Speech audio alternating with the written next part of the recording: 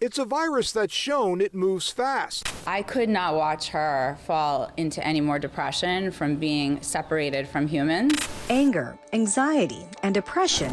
Will the COVID-19 vaccines hold up to future variants? Will masks always be a way of life?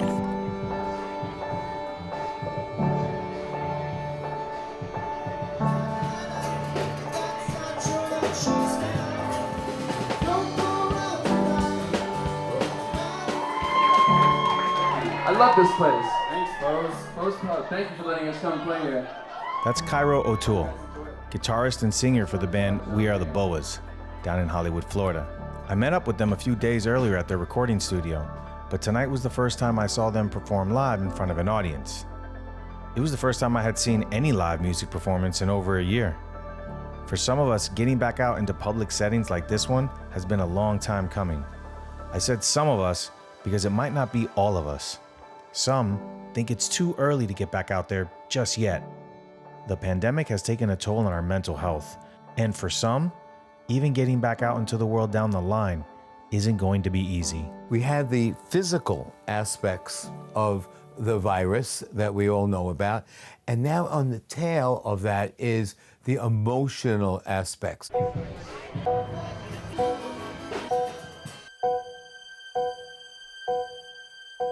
Dr. Bregman is a psychiatrist in Miami.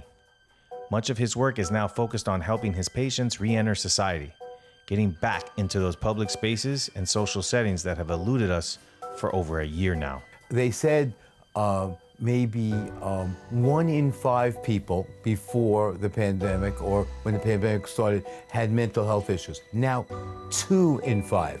That's a huge increase. And I saw more and more patients that wouldn't get out. I mean, the pandemic more than anything has shown me that I'm adaptable, that I'm resilient, that I can overcome obstacles in life, that I can overcome things that feel like a failure. Getting laid off from a job feels like you have failed at something. But it showed me that, hey, I can adapt, I can change, I can pivot, I can be... Failure is temporary. Failure is completely temporary. Dr. Mesa is a U.S. Army veteran turned psychiatric nurse practitioner and entrepreneur. He was laid off from his professorship at the University of Miami last summer. He quickly had to pivot and jump full-time into building his own mental health practice.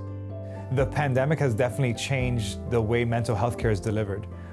Before, there was a lot of boundaries that were involved with patients coming to the office, finding parking, taking time away from work, and now I literally pick up my phone. This is how I'm seeing my patients day in and day out. I literally plug in an app and they are able to speak to me immediately.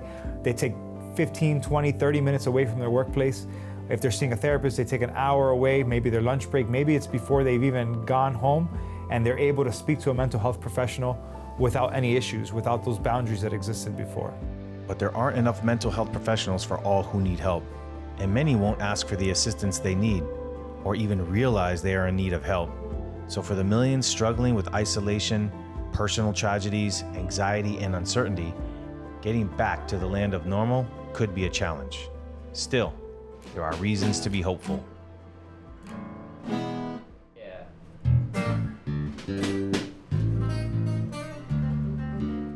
Check.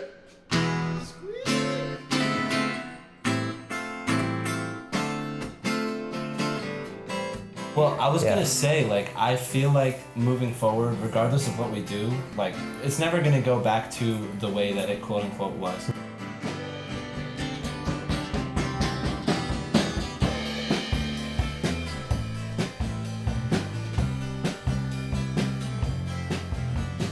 In some weird way, being that we've all been cooped up for so long, it's only going to, get people ready for when we can actually get back to somewhat of a normalcy. Not completely, that'll never happen, but people are excited, I think that'll almost benefit us in terms of playing shows and playing big venues and stuff. I think it could actually help.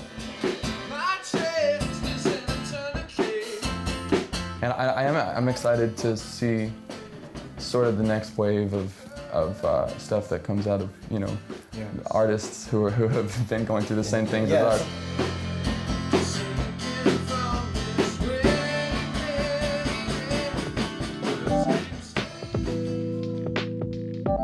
I tell people, let's say, you know, like using your scenario that people are going out, pick a companion, okay?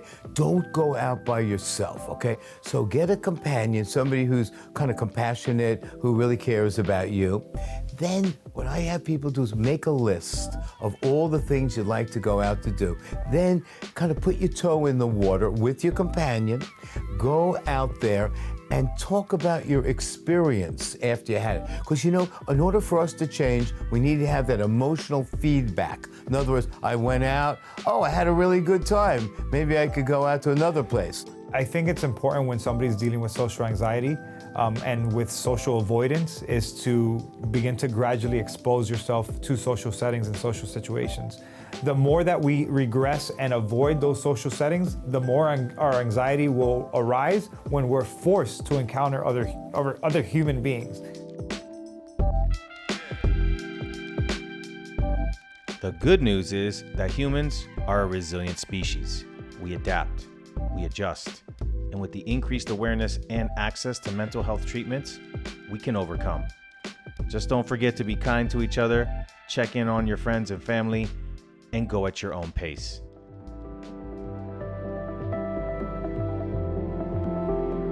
Don't push people to try to do things that are okay for you, but maybe not for them. And I think, you know, if we give people a chance and we help them, we're gonna get there. Revealing to people other perspectives and other life stories is extremely important. Just like a child models behaviors of an adult is the same way that we often model behaviors of other people that we look up to. So showing other successes despite difficult circumstances is extremely powerful for anyone who's going through something like a pandemic or something like a job loss. Humans haven't changed much in 100 years since the last one, and we're gonna bounce back. And I'm very optimistic about it. We don't know what time, and we don't know exactly what it'll look like, but we'll be very adaptable.